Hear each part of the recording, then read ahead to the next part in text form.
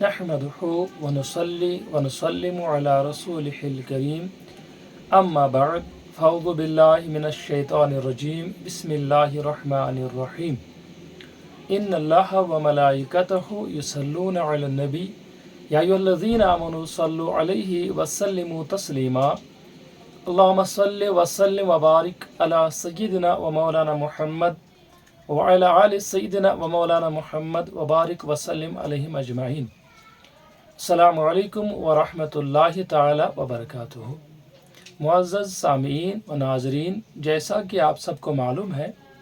कि माह रमज़ान के अयाम चल रहे हैं और मुख्तलिफ़ मौक़े पर मुख्तलिफ़ मौज़ूआत पर हम आपके सामने हाज़िर खिदमत होते हैं। आज की जो खुसूसी नशिस्त है मुख्तसर सी है, इसमें मुख्तसरन सदक़े फ़ितर के अहकाम बयान करना चाहता हूँ ताकि अवाम व ख़वास को इससे फ़ायदा पहुँचे और अल्लाह तबारक व तआला हमारी भी मग़फ़िरत फ़रमाए। सदक़े फ़ितर जमहूर के नज़दीक वाजिब है। अब इसका जो वजूब है, हनफिया के नज़दीक तो वजूब का मतलब वाजिब ही है, लेकिन अइम्मा सलासा और दीगर अइम्मा वजूब बमाना फ़र्ज़ मुराद लेते हैं। लेकिन चूँकि जिन अहादीस से वो इस्तेदलाल करते हैं कि ये फ़र्ज़ है, वो चूँकि अखबार अहाद है, इसलिए हमारे नज़दीक अखबार अहाद ज़नी सबूत होते हैं, इसलिए उनसे वजूब तो साबित होगा लेकिन फ़र्ज़ साबित नहीं होता है, बल्कि फ़र्ज़ के लिए क़त्युद दलाला और क़त्युद सबूत,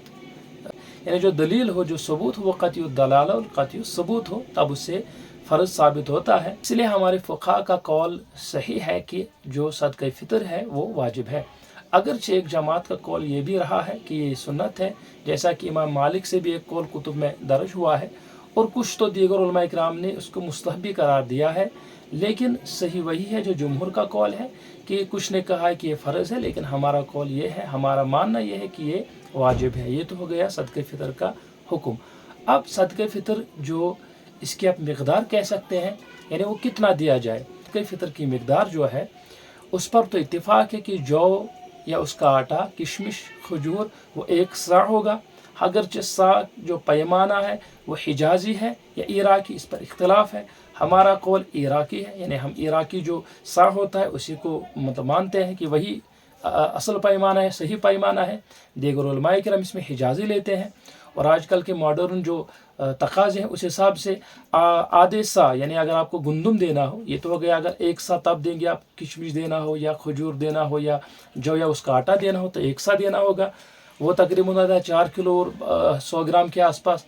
और अगर आपको गुंदुम देना हो या गुंदुम का आटा देना हो तो वो होता है आधा सा, और आधा सा जो आज मॉडर्न उसमें आता है वो 2 किलो और 48 ग्राम आता है, ठीक है, एहतियातन। अगरचे इसमें जो क्वांटिटी है दीगर उलमा की तहकीक अलग भी है, लेकिन ये ऐसा है जो मैंने फतावा पढ़ा हुआ है। और आजकल तो अब एहतियातन इसमें प्राइस देते हैं कि इतना है, जैसे कश्मीर में दिया गया है कि कुछ ने कहा 65, किसी ने कहा 70, और एक इश्तिहारत में देख रहा हूँ उसमें अलग अलग किशमिश की रेट ये है, इसकी रेट ये है, इसकी रेट है, उस हिसाब से भी चार्ट्स वगैरह आपको पता है कि सोशल मीडिया के ज़रिए से आप तक शायद पहुँचे भी हो। तो ये तो हो गया इसकी मिक़दार। अब एक तो हो गया हुक्म, एक हो गया मिक़दार। अब एक होता है कि सदक़े फ़ितर जो है वो किस पर वाजिब है। तो आज़ाद मुसलमान और साहिब निसाब, यानी एक मुसलमान आज़ाद हो, ग़ुलाम ना हो, आज़ाद हो, और वो साहिब निसाब हो, तो उस पर सदक़े फ़ितर वाजिब है। फिर चाहे वो मर्द हो या औरत हो, वो बच्चा हो या बूढ़ा हो, जवान हो या उसी दिन पैदा हुआ हो, उन सब पर सदक़े फ़ितर हमारे नज़दीक वाजिब है। अगरचे इमाम शाफ़ई रहमतुल्लाह अलैह का कौल है कि जो सदक़े फ़ितर है वो उसमें साहिब निसाब होने की शर्त नहीं है। उनका ये कौल है कि सदक़े फ़ितर में साहिब निसाब होने का कौल नहीं है। साहिब निसाब मतलब ऐसा कि मतलब जिसके पास निसाब के बराबर मिक़दार, और निसाब क्या है वो, चूँकि आप ज़कात में मैंने एक बार डिस्कस भी किया था, आप चाहे उसमें देख सकते हैं, लेकिन आप चाहें तो उलमा इकराम से राब्ता कर सकते हैं, हमें मैसेज कर सकते हैं, चूँकि मुख्तसर सा वीडियो है। तो साहिब निसाब जो होगा उस पर सदक़े फ़ितर हमारे नज़दीक वाजिब है, वो चाहे मर्द हो, औरत हो, आज़ाद होना चाहिए। अब एक चीज़ इसमें आ जाता है कि सदक़े फ़ितर कौन कौन सी चीज़ में दी जाती है। अब अहादीस में तो तकरीबन 8 चीज़ों का जिक्र है, जिनमें गुंदम आता है, खजूर आता है, किशमिश आती है, जौ आता है, या दीगर चीज़ें आती हैं, सत्तू वगैरह आता है। اور امام ابو حنیفہ رحمۃ اللہ علیہ کا قول ہے کہ ان میں سے جس چیز کی قیمت زیادہ ہو اسی سے دیا جائے،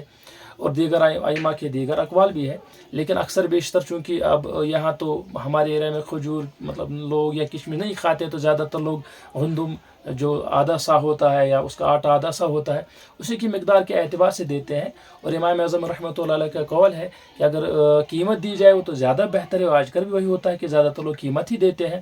اب اس میں یہ بھی ایک چیز آتی ہے کہ جو صدقہ فطر ہے یہ ادا کرنے کا وقت کیا ہے؟ ادا کرنے کا وقت تو یہ ہوتا ہے کہ صبح جب آپ عید کے دن یعنی شوال کا پہلا دن جو ہوتا ہے، عید الفطر کا دن جو ہوتا ہے،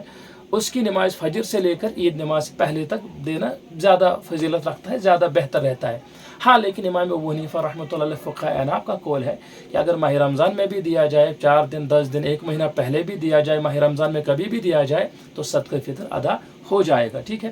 اور یہ واجب کب ہوتا ہے، اس کا وقت کب ہے؟ تو وہ صبح صادق یعنی شوال کی پہلی تاریخ کی جو صبح صادق آتی ہے تو اسی وقت ہوتی ہے، یعنی اگر کوئی ان ماہ رمضان کے ایام میں زندہ ہے اور وہ اسی مطلب 29ویں تاریخ کو یا ماہ رمضان میں اس کی وفات ہو جاتی ہے تو اس پر صدقہ فطر نہیں ہے۔ اور اسی طرح اگر انہی ایام میں کوئی پیدا ہو جاتا ہے یا ایون صبح کے ٹائم ہی کوئی پیدا ہو جائے اسی ٹائم بھی، تو اس بچے پر بھی وہ نونہال کیوں نہ ہو تو اس پر بھی صدقہ فطر ہمارے نزدیک واجب ہے۔ اور یہاں یہ بھی یاد رکھیے کہ صدقہ فطر جو ہے وہ مرد اپنے نابالغ بچوں کی طرف سے دے گا اگر وہ صاحب نصاب نہیں ہے، لیکن اگر وہ صاحب نصاب ہے تو ان کے مال میں دے سکتا ہے، وہ عورت ہو اس کی طرف سے دے گا، اس کے بال بچے ہیں اس کی طرف سے بھی دے گا۔ لیکن اس میں یہ چیز بھی ہے کہ اگر مرد اپنے بچوں اور اولاد کی طرف سے، نابالغ بچے تو ان سے اذن لینے کی ضرورت نہیں، لیکن اذن زکوٰۃ میں ضروری ہوتا ہے، صدقہ فطر میں اذن کی ضرورت نہیں ہے، یعنی بلا اذن بھی اگر اس نے دے دیا، یعنی اگر جو گھر کا بڑا ہوتا ہے باپ فار ایگزامپل، اگر وہ اپنی بیوی بچوں کی طرف سے صدقہ فطر دے دے اور ان کو بتائے بھی نہ کہ میں نے دے دیا تب بھی ادا ہو جائے گا، کیونکہ زکوٰۃ میں تو اذن کی ضرورت ہے، شرط ہے اذن کی ضرورت ہے، لیکن صدقہ فطر میں اذن کی ضرورت نہیں ہے۔ لیکن ہاں یہ بھی ہے کہ اگر کوئی عورت مالدار ہو اور اگر اولاد جو ہے وہ بالغ ہو تو ان کی طرف سے دینا مطلب کے طور پر مرد پر ضروری نہیں ہے۔ ہاں اگر اولاد بالغ ہو لیکن وہ کماتے نہ ہو اور وہ نفقہ وغیرہ باپ کے ذمہ ہے تو باپ ہی ان کی طرف سے دے دے گا، جیسے یہاں عرف عام میں ایسا ہی چلتا ہے۔ یہ تو ہو گئے مختصر صدقہ فطر کے کچھ مسائل۔ اب جو صدقہ فطر کا مصارف ہے تو وہ وہی ہے جو زکوٰۃ کے مصارف ہے، یعنی صدقہ فطر بھی انہیں کو دیا جائے گا جن کو زکوٰۃ دی جاتی ہے، اور جن کو زکوٰۃ نہیں دی جاتی ہے ان کو صدقہ فطر بھی نہیں دیا جائے گا۔ اب صدقہ فطر کے مصارف کیا ہے یا زکوٰۃ کے مصارف کیا ہے؟ تو قرآن پاک میں تو سورۃ التوبہ میں ان کی مقدار 8 آئی ہے۔ اگر آپ قرآن پاک سورۃ توبہ میں دیکھیں اس کی آیت نمبر 60 میں آتا ہے تو تقریباً 8 مصارف ذکر ہوئے ہیں، لیکن